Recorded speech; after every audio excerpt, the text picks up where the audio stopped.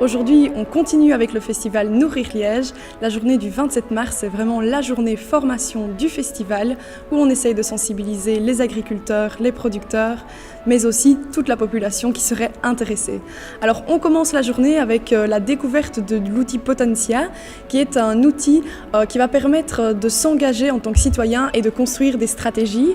Ensuite, il y a une multitude de formations au Centre régional d'initiation à l'environnement, donc le CRIer. Ici, on a fait un atelier sur la cuisine sans viande. On a essayé de faire découvrir quelques recettes végétariennes complètes aux participants. Complètes, voilà, parce qu'une cuisine végétarienne, c'est pas juste manger des tomates mais de la salade. Et donc voilà, on leur a apporté quelques trucs et astuces pour essayer de réduire leur consommation de viande au quotidien. Réduire sa consommation de viande, c'est pas mal pour essayer de réduire notre empreinte carbone, même si c'est pas ça qui va vraiment changer le problème en lien avec le réchauffement climatique. Mais au moins, voilà, c'est un petit pas qu'on peut faire au quotidien. Donc tout d'abord, moi je fais partie du service communication de l'AFSCA. Je suis coordinatrice d'une équipe de vulgarisation et d'accompagnement des petites entreprises. Et en fait, j'ai été invitée par les organisateurs pour répondre un petit peu aux questions par rapport aux circuits courts et aux fake news qui circulent dans le milieu des cantines en fait.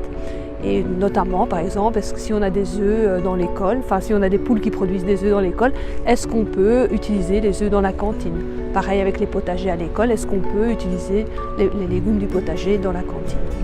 Ensuite, on a eu aussi une formation avec la ferme des enfants, histoire de contenter également les plus petits de ce festival. Ici, à la ferme des enfants, donc, nous proposons des ateliers autour de l'alimentation, bien sûr destinés aux familles.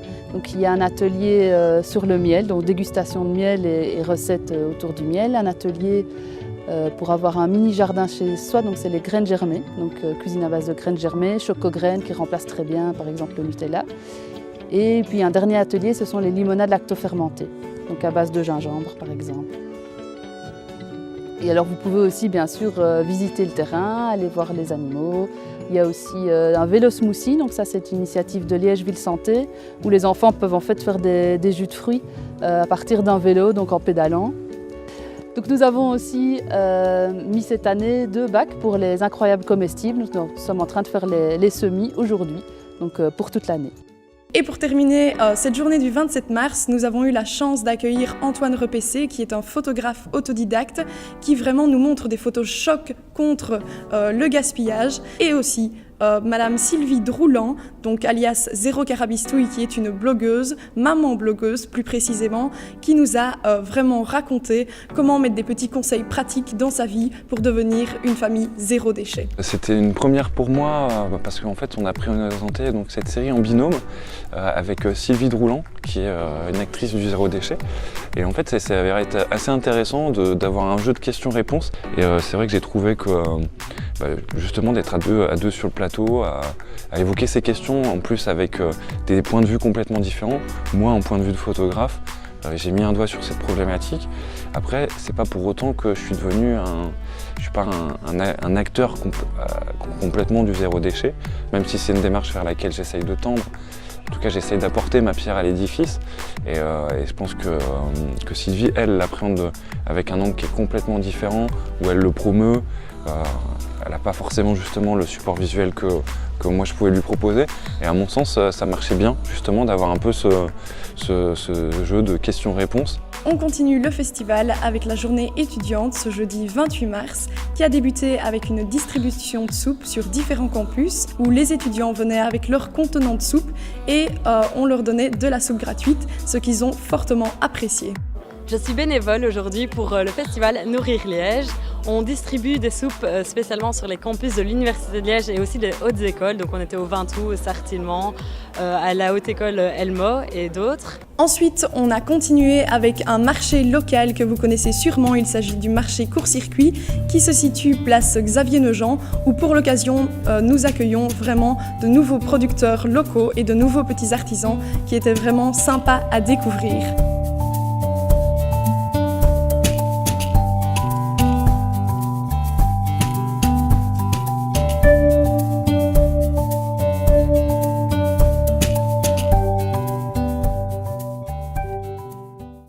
Nous sommes en direct du festival Nourrir Liège en Belgique, au cœur de la ceinture alimentaire. C'est l'édition spéciale du JTR, l'info des vivants.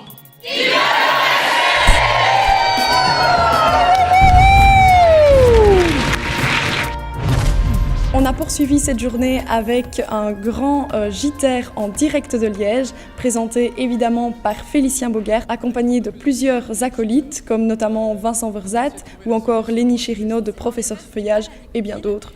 Évidemment, tout ça était sur un thème bien sympathique, la souveraineté alimentaire, comment nourrir une métropole quand les marchés ne le pourront plus.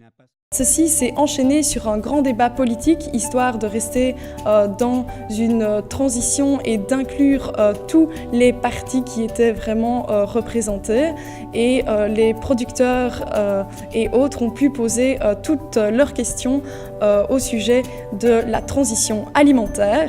Ensuite, une projection de film Farine, sel, eau et savoir-faire a été organisée par l'ASBL Aquilone.